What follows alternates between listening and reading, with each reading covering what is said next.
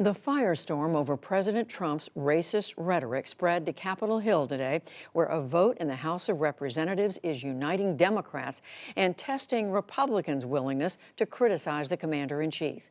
Lisa Desjardins begins with how the day's events unfolded.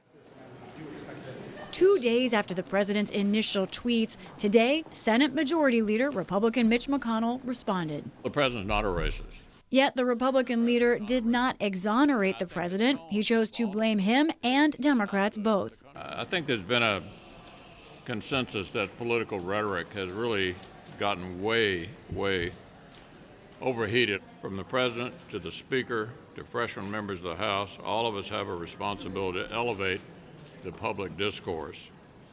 Our words do matter. We all know politics is a contact sport.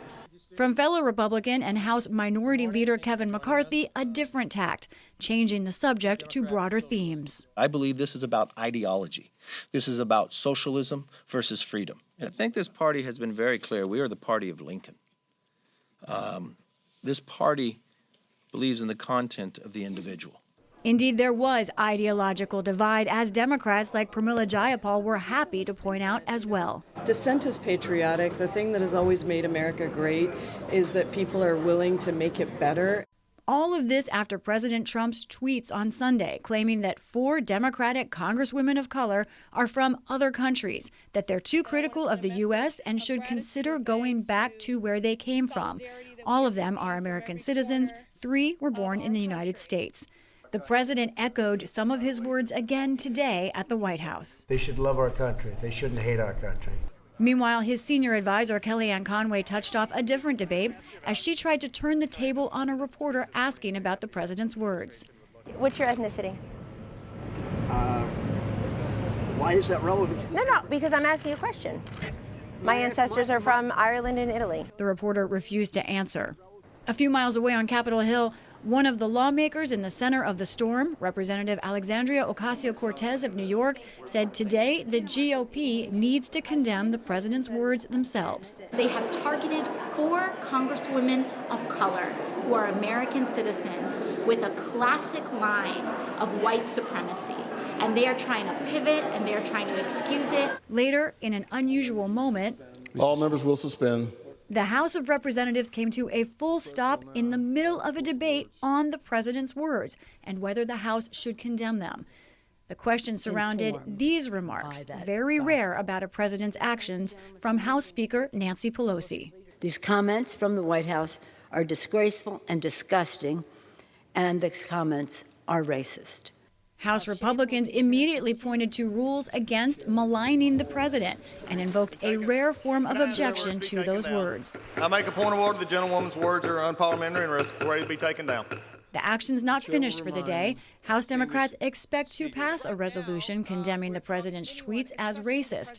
Tonight, that may be a test for some Republicans. Mr. Trump has urged them to vote no.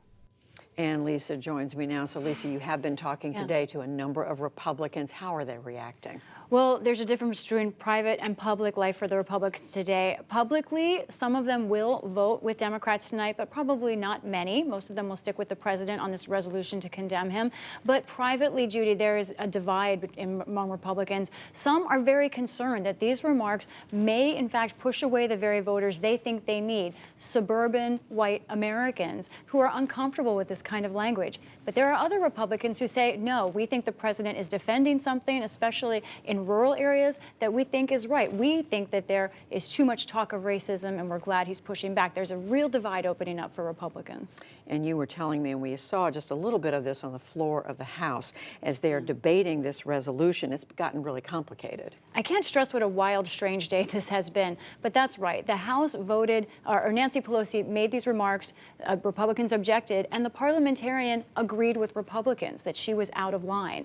In order for those remarks to stay on the books, the whole House had to vote her. Democrats had to support her. That happened. Since then, Judy, we've seen an eruption of tempers and emotion on the House floor, even as we speak. Democrats reading out everything they think the president has ever said that is offensive. Republicans objecting. It has become a very emotional and raucous place, the House floor. And Lisa, you were also telling me, we were talking just a few minutes ago, that kind of underlying all this, you're seeing really a complicated reaction to what's happening? This is what I want to get to, because at the Capitol it's frustrating. We're seeing this bouncing ball. We're seeing this atmosphere of accusations right now. But it's so important to get to the greater meaning, because as neither side seems politically motivated to try and resolve this conversation about race, I'm also concerned, Judy, that maybe they're not equipped. And that's because these two sides, as you talked in the behind closed doors, they define racism differently. Republicans are using kind of an earlier definition of race in which the intention of the person is what's critical.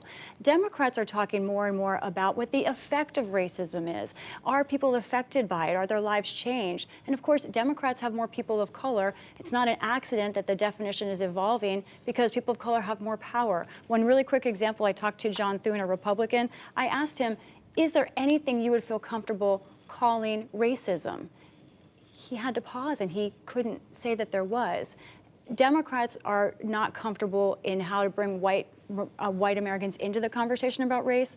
Republicans are not comfortable talking about racism at all, and they are far apart on a very important conversation. You're bringing something that has cultural dimensions. That's and right. so much else. It's so much more than and larger than politics. That's right. Lisa Desjardins, we thank you. You're welcome.